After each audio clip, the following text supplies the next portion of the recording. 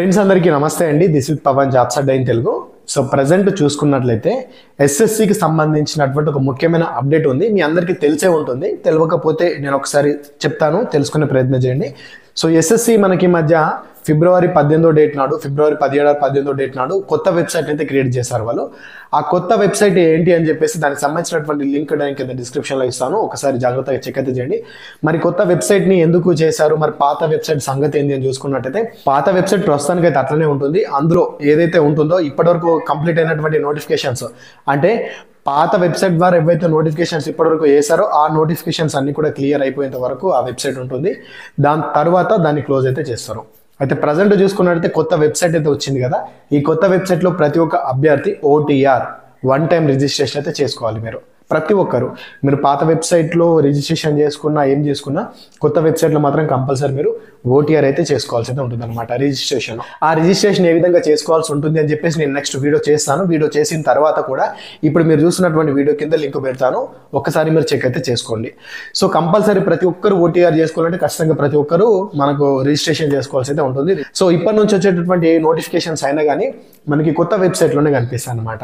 So present మనకు SSC notification సంబంధించినటువంటి phase 12 notification అయితే రిలీజ్ అయింది. అది కొత్త వెబ్సైట్లోనే రిలీజ్ అయింది. కొత్త వెబ్సైట్ ప్రకారమే దాన్ని అప్లై చేయాలి. నిన్నటి నుంచి మనకి అప్లికేషన్ స్టార్ట్ అయింది.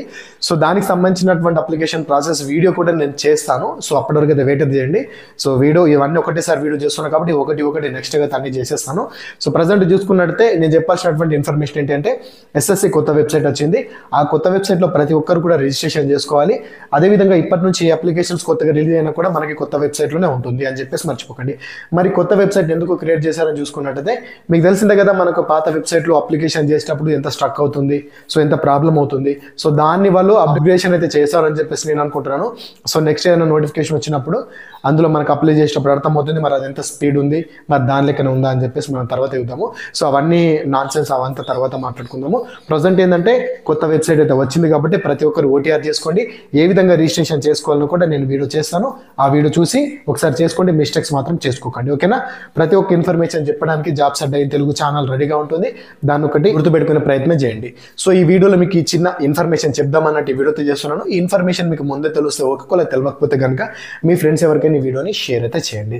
సో ఇదన్నమాట SSCకి సంబంధించినటువంటి రిలేటెడ్ ఏ అప్డేట్ మిస్ అవుతుంది అనుకుంటే ఖచ్చితంగా మన ఛానల్కి టచ్లో ఉండండి. అదేవిధంగా ప్రతి ఒక్కరు టెలిగ్రామ్ గ్రూప్లో కూడా జాయిన్ అవ్వండి. టెలిగ్రామ్ గ్రూప్ లింక్ కింద డిస్క్రిప్షన్లో ఉంటుంది. లేదనుకుంటే టెలిగ్రామ్లోకి వెళ్ళేసి జాబ్స్ అడ్డా ఇన్ తెలుగు అని చెప్పేసి టైప్ చేసి కూడా మీరు టెలిగ్రామ్లో జాయిన్ అయితే అవ్వండి. ఖచ్చితంగా ప్రతి ఒక్కరు జాయిన్ అవ్వండి. ఎనీ అప్డేట్ ఉన్నా కూడా నేను అందులో కూడా పెడతాను. సో ఇదన్నమాట ఇన్ఫర్మేషన్. మీకు యూస్ఫుల్ అనిపిస్తే వీడియోని లైక్ చేయండి. దాంతోపాటు మీ ఫ్రెండ్స్కి వీడియోని షేర్ చేయడం మాత్రం మర్చిపోకండి. Thanks for watching. అందరికీ ఆల్ ది బెస్ట్. జై భారత్.